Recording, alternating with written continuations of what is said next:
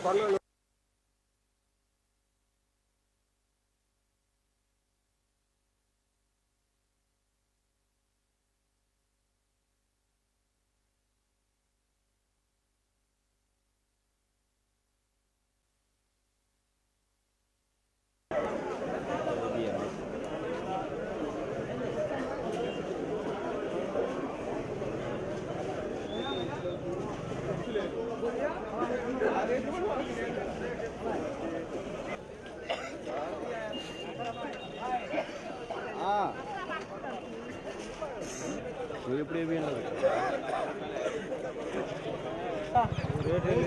పేపర్కి రేట్లు లేకుండా నచ్చిపోతున్నాం రైతులు ఏ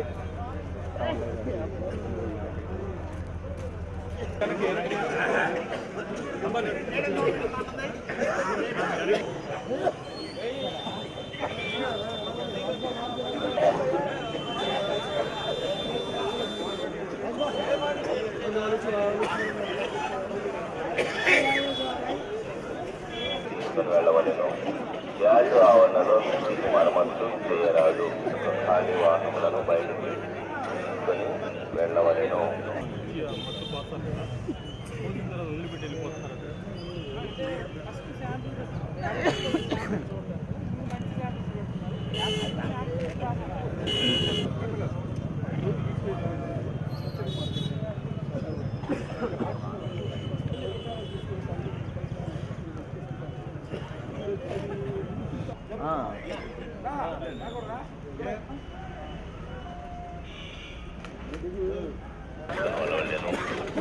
ఎగుమతి వ్యాపారస్తులకు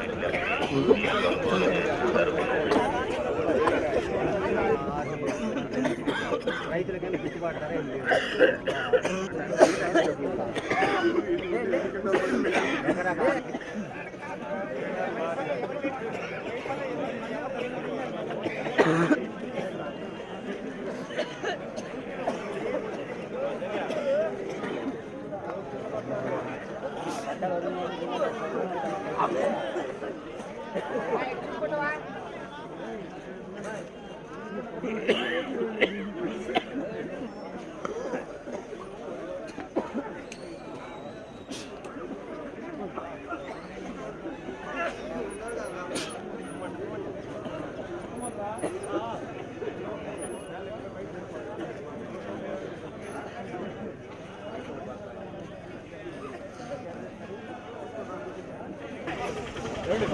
ఓ కదైనా ఏయ్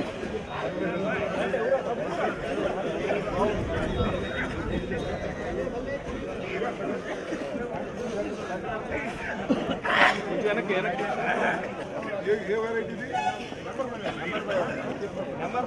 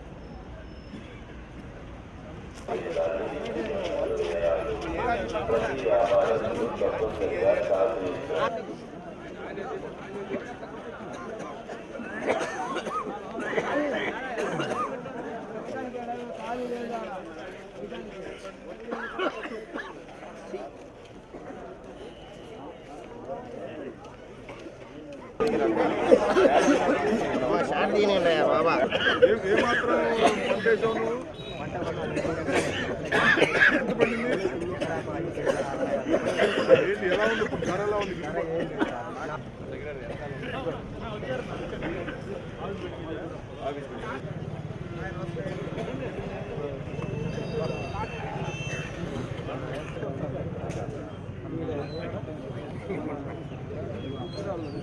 మార్కెట్ని కానీ మార్కెట్ కానీ రంగంలో దిగమని మనం డిమాండ్ చేసాం. యార్డును పరిశీలించాం అనేక సందర్భాలు. అంతేకాని 25 ఏళ్ల క్రితం మిర్చి రైతుల పరిస్థితి చాలా దారుణంగా ఉంది. వాళ్ళ పరిస్థితి చూస్తూ ఉంటే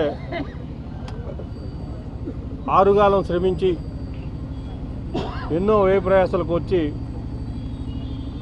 చివరికి అమ్ముకోవడానికి వచ్చేసరికి గిట్టుబాటు ధర రాక రైతులు మొత్తం కూడా అప్పుల పాలై దిక్కుతోచినటువంటి పరిస్థితిలో ఉన్నారు. ఈరోజు ప్రభుత్వం ఈ సంవత్సరం మొట్టమొదటి నుంచి కూడా నకిలీ విత్తనాలు అరికట్టడంలో విఫలమైంది. ఒక రకంగా ప్రభుత్వంలో ఉన్నటువంటి పెద్దలే నకిలీ విత్తనాలను ప్రోత్సహించినట్టుగా కూడా మనం చూసాం. విత్తనాల్లో మోసపోయినటువంటి రైతులు ఆర్థికంగా చాలా నష్టపోయారు. విత్తనాల నుంచి తేరుకొని పంట పండించి మార్కెట్కు తీసుకొస్తే ఈరోజు పోయిన సంవత్సరం 15,000 రూపాయలు అమ్మినటువంటి క్వింటాలు అదే వెరైటీ ఈరోజు 6,000కు కూడా కొనే పరిస్థితి లేదు. అది హై క్వాలిటీ.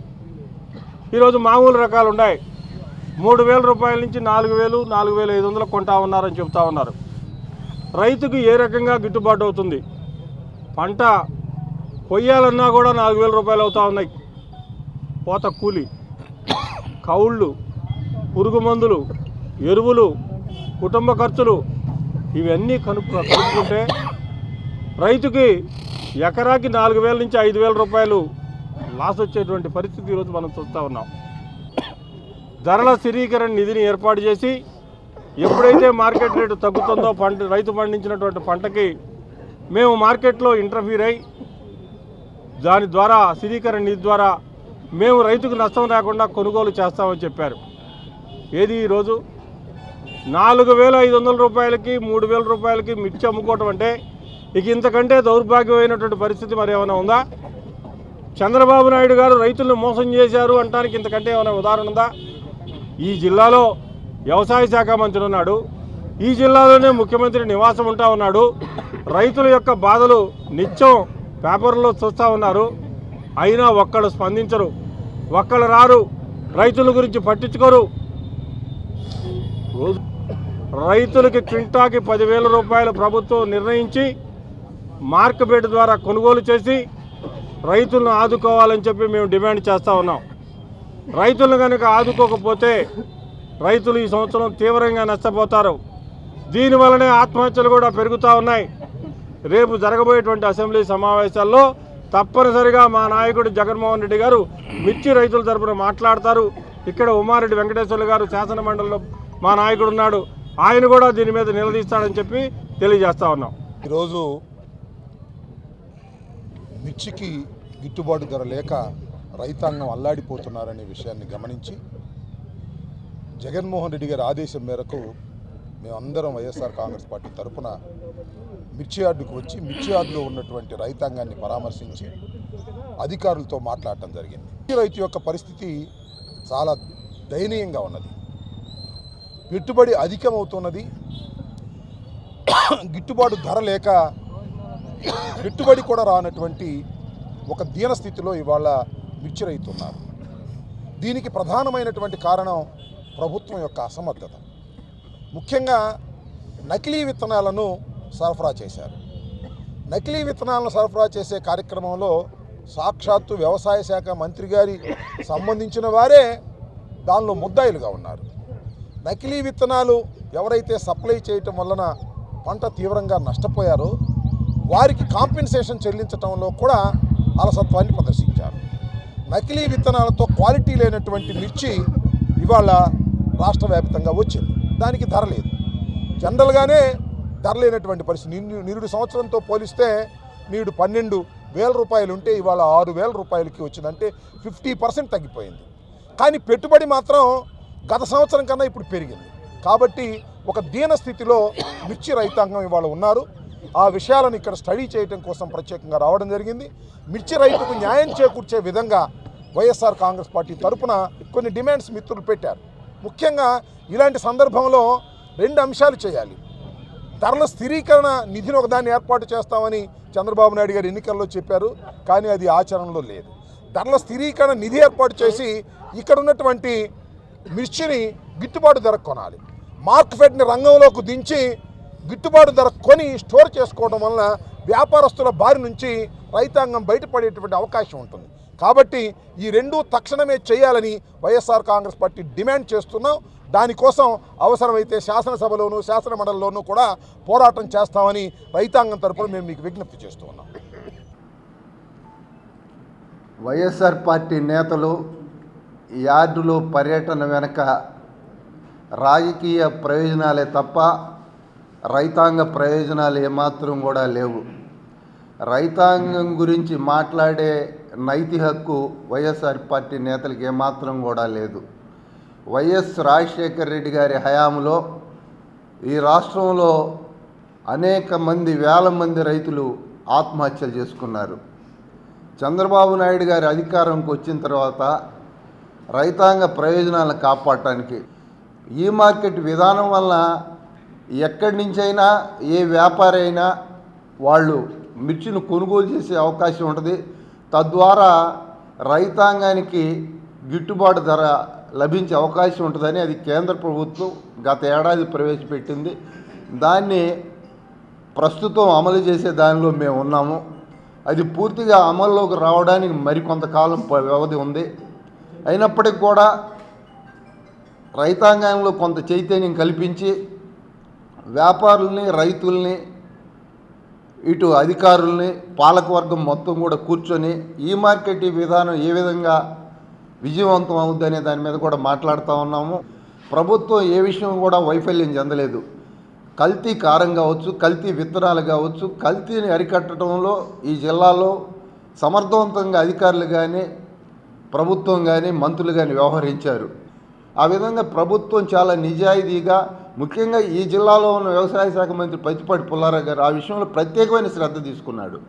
ఏ విధంగా దీన్ని మాఫీని రూపుమాపాలా, ఈ యొక్క కల్తీ వ్యవహారాన్ని అని చెప్పి ప్రత్యేకంగా దాని మీద దృష్టి సారించి కలెక్టర్ గారితో, సంబంధిత అధికారులతోటి ఇక్కడ అనేక దఫాలుగా సమావేశాలు ఏర్పాటు చేయడం జరిగింది. అలా గుంటూరు జిల్లాలో గత ఏడాది 1,70,000 ఎకరాలు ఇస్తే ఈరోజు 2,24,000 ఎకరాల్లో మిర్చి పంట వేయటం జరిగింది.